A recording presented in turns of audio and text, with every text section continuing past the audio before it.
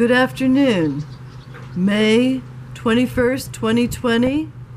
I'd like to welcome you to Twin Lakes Park, Greensburg, Pennsylvania. This is your host, Gretchen Schmitt, with the GinGee GoodEarth programs on YouTube. You can reach me on Etsy.com, Wild Trout Lily, and today I'll be doing a reading from pages 20 through 38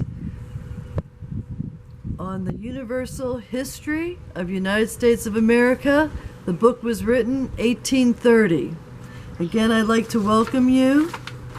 And the last part of a paragraph that I wanted to go ahead and read again was, about the time was found, washed down by a small stream of water, back of Jamestown, a glittering earth, which by the colonists was mistaken for gold dust. All that raging thirst for gold which accompanied the first Europeans who visited the American continent seemed re-excited by this incident. Mr. Smith in his story says there was nothing thought of but to dig gold, wash gold, refine gold, and load gold. And notwithstanding Captain Smith's warm and judicious representations, how absurd it was to neglect all other things of immediate use and necessity, to load such a drunken ship with gilded dust.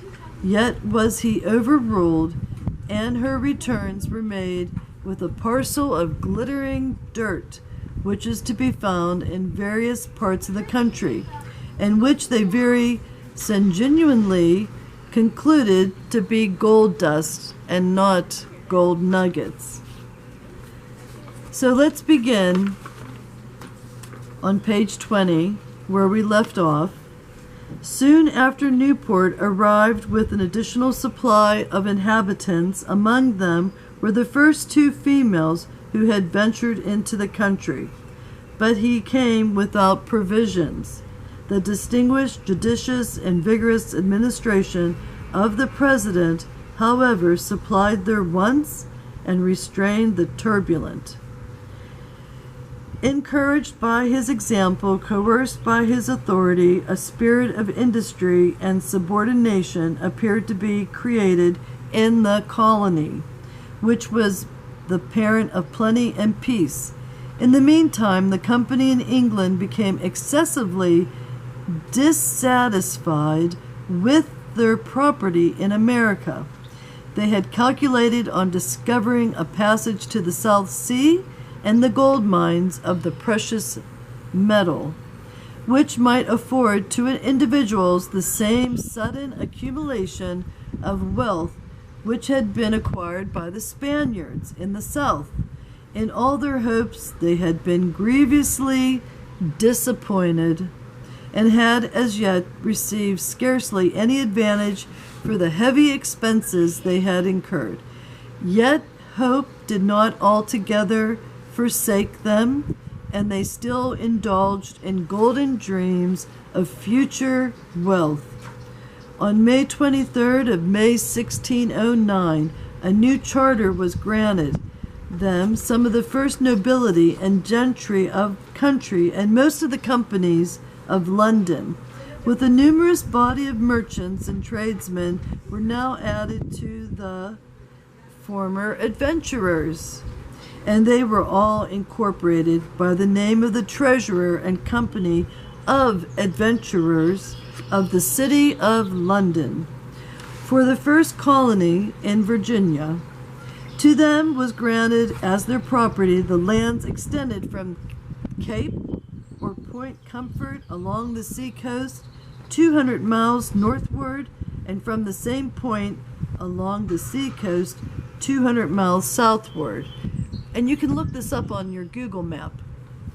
The corporation was authorized to own under its common seal particular portions of these lands to subjects or denizens on which conditions as might promote the intentions of the grant.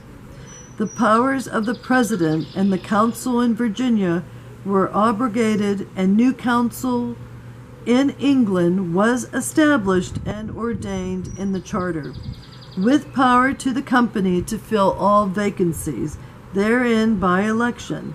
This council was empowered to appoint and renew all offices for the colony, and to make all ordinances for its government, provided they be not contrary to the laws of England. License was given to transport all persons that were willing, and to export merchandise free from custom to Virginia for 7 years. There was also granted for 21 years freedom from all subsidies in Virginia, and from all impositions on importations and exportations from or to any of the king's dominions, except only the £5 in the 100 due for custom.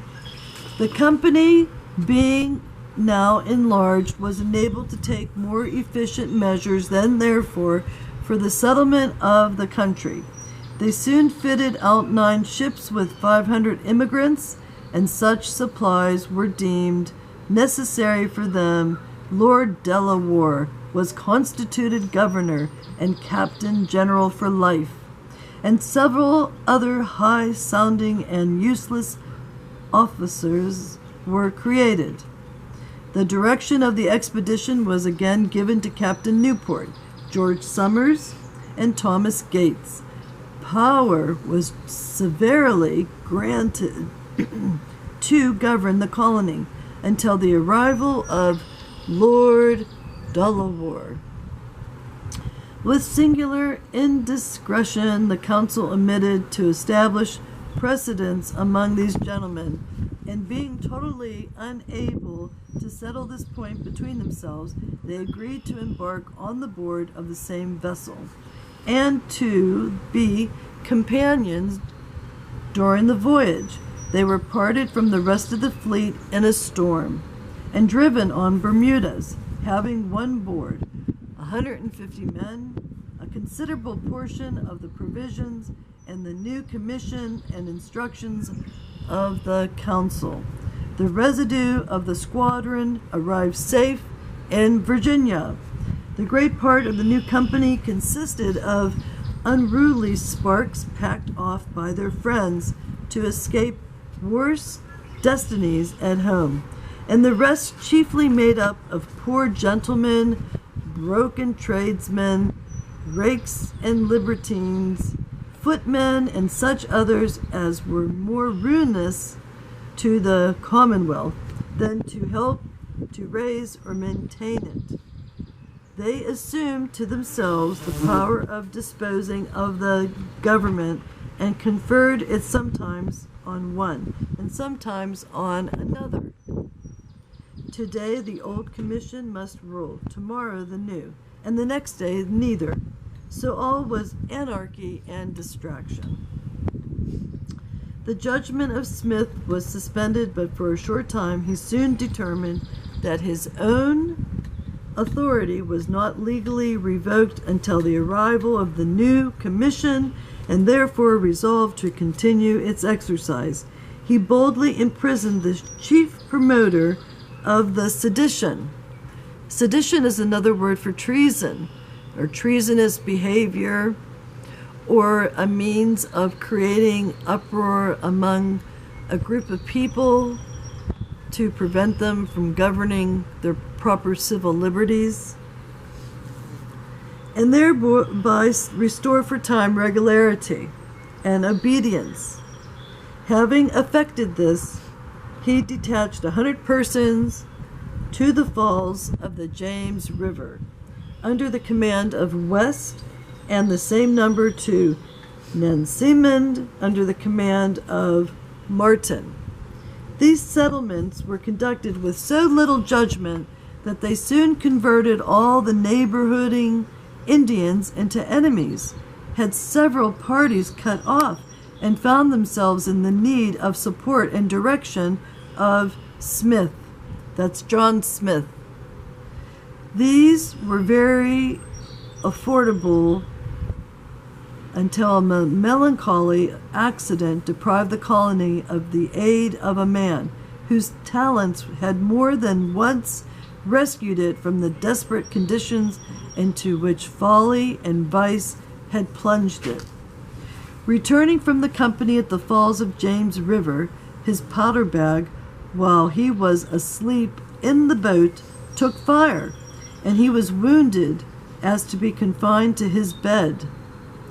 Being thus wounded and unable to obtain the aid of a surgeon in the colony, he determined to return to England, for which place he embarked about the beginning of October.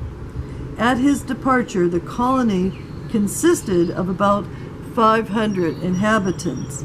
They were furnished with 3 ships, 7 boats, 10 weeks of provisions in the public store, 6 mares, and a horse, and a large stock of hogs and poultry, with some sheep and goats, utensils for agriculture, nets for fishing, 100 trained and expert soldiers, well acquainted with the Indians, their language, and habitations, 24 pieces of ordnance, and 300 muskets, with sufficient quantity of other arms and ammunition. The present fair prospect was soon blasted. The Indians understood that the man whose conduct and vigor they had so often experienced and so much dreaded no longer remained in the country. They fell upon them. Captains West, Martin, having lost their boats and nearly half their men, were driven back to Jamestown. The stock of provisions were lavishly wasted, and a famine, the most dreadful with which they had ever been afflicted, raged among them. After devouring the skins of their horses and the Indians they had killed, the survivors fed on those of their companions who had sunk under such accumulated calamities. This period was long remembered by the name of the starving time. In 6 months, the colony was reduced to 60 persons, who were so feeble and dejected that they could not survive 10 days longer. In this calamitous state, they were relieved by Thomas Gates, George Summers, and Captain Newport, who arrived in the nick of time from Bermuda, the 24th of May, 1610. It was immediately determined to abandon the country, and for this purpose the wretched remnant of the colony embarked on board the vessel just arrived from Bermuda and set sail for England.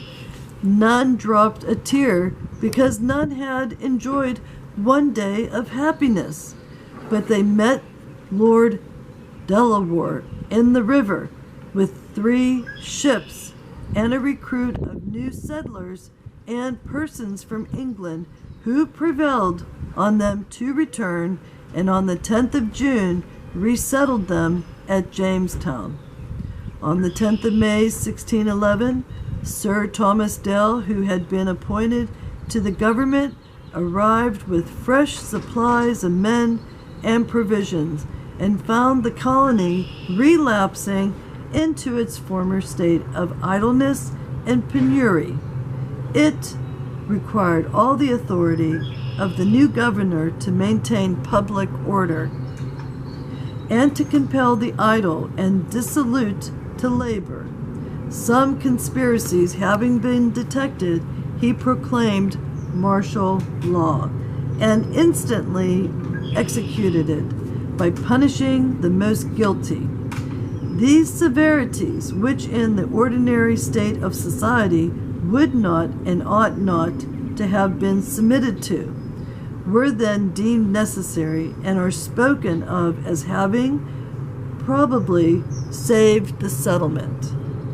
In the beginning of August, Sir Thomas Gates, who had been appointed to succeed Thomas Dale, arrived with 6 ships and a considerable supply of men and provisions. The colony, being now greatly strengthened, began to extend itself up the James River, and several new settlements were made.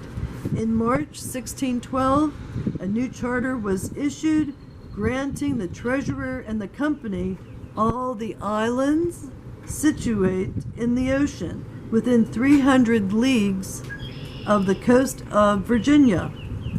It was ordained that 4 general courts of adventurers should be holden annually for the determination of affairs of importance, and weekly meetings were appointed for the transaction of common business.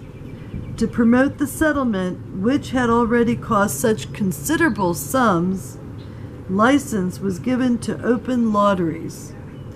In any part of England, these lotteries, which were the first ever drawn in England, brought £29,000 into the treasury of the company. Captain Argall arrived from England with 2 vessels and was sent round to the Potomac for a cargo of corn. He understood the Pocahontas, who had saved his life, of Smith, and ever had been steadfast in her attachments to the English, having absented herself from her father's house, now lay concealed. Let's take a 3-minute break and then I'll resume.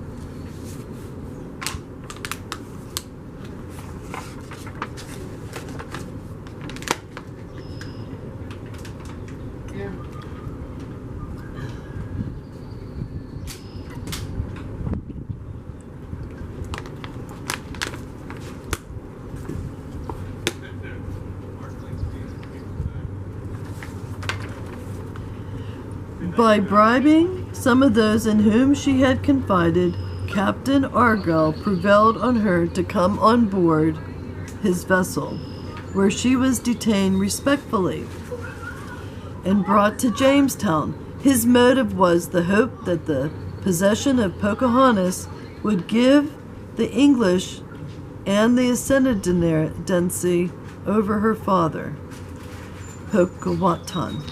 His was disappointed.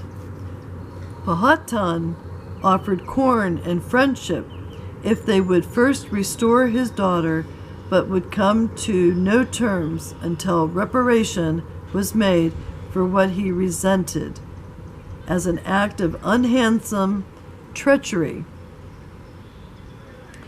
During her detention at Jamestown, she made an impression on the heart of Mr. Rolfe, a young gentleman of estimation in the colony, who also succeeded in gaining her affections. They were married with the consent of Powhatan, who ever after continued to be sincere friend to the English. This led to the treaty with the Chickacolamaninies, a brave and powerful tribe who submitted to the English